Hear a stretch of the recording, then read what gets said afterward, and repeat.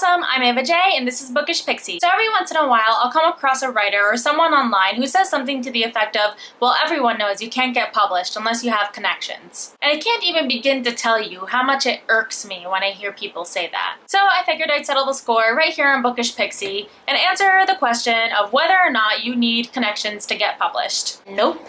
Okay, I actually do have more to say about it than no. So the answer is no. The reason it irks me when people say that is first and foremost is blatantly wrong. More times than not, writers who get published had absolutely zero connections pre-publication. Same goes for writers with agents. I often hear people say, well, you can't really get an agent without connections, and that's so not true. People get agents without any connections all the time, whether it's through cold querying or contests. It happens more often than not without connections. I mean, like any industry, I guess it would help if you had connections, but it's absolutely not a requirement and it's not even the norm. For example, I got my agent through an online contest. It was a blog contest where you submitted the first 250 words of your manuscript and they were chosen by a random lottery generator. Random.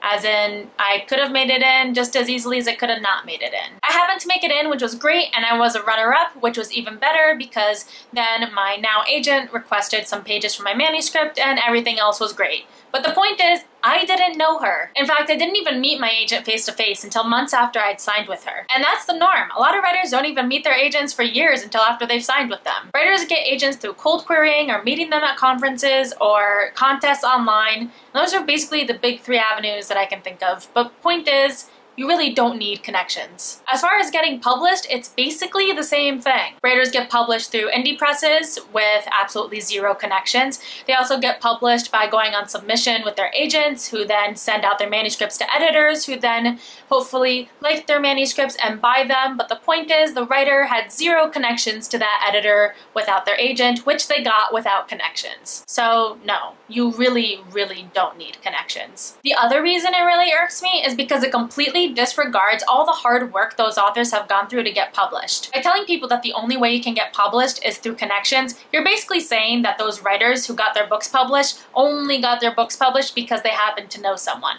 which isn't true. People who get published have been working for years in order to get published. Many writers work for years and years putting tons of books away before they even sign with an agent, let alone get a book contract. Writing is hard work and getting published is even harder work. And to tell people that the only way you can get published is to have connections is completely ignoring all of that work. So no, you don't need connections to get published. All you need is determination, a hell of a lot of hard work, and patience. So that's all I've got for today. If you liked what you saw, don't forget to subscribe and comment, and I'll see you guys next week.